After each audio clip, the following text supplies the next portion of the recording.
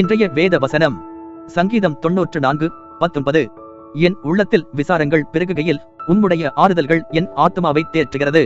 பிரியமானவர்களே, சங்கீதக்காரர் சொல்கிறார், என் உள்ளத்தில் என் கவலைகள் பெருகின போது உம்முடைய ஆறுதல்கள் என் ஆத்துமாவை தேற்றுகிறது. ஆம், இன்றைக்கும் நம் ஒவ்வொருக்குள்ளேயும் பலவிதமான கவலைகள் இருக்கக்கூடும். எப்படி என்றால், அன்றாட வாழ்க்கையில் நாம் சந்திக்கும் பிரச்சனைகள், உடல்நல குறைவுகள், உறவு சிக்கல்கள், போராட்டங்கள் என இப்படி ஏதாவதொரு கவலைகள் இருக்கலாம்.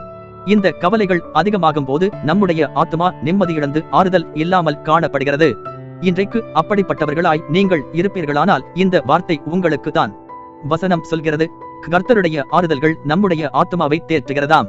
கர்த்தருடைய ஆறுதல்கள் எப்படி இருக்கும்? நம்முடைய இதயத்தின் எண்ணங்களையும் சிந்தனைகளையும் அறிந்திருக்கிற தேவன் நாம் எப்பேற்பட்ட சூழ்நிலையில் இருக்கிறோம், கடந்து கொண்டிருக்கிறோம் என்று நன்கு அறிந்திருக்கிறார். இதை அறிந்த தேவன் சூழ்நிலைக்கு ஏற்பவாறு தம்முடைய வார்த்தையை அனுப்பி நம்மை தேற்றுவார். இது ஒரு விதமான தேற்றுதல்.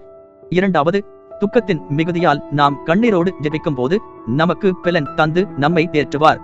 அடுத்து வேத வார்த்தைகளை வாசிக்கும் போது நம்பிக்கை அளித்து நம்மை தேற்றுவார். எனக்கன்பானவர்களே, இன்றைக்கு உங்களுடைய வாழ்க்கையில் கவலைகள் அதிகமாய் பெருகியிருக்கிறதா?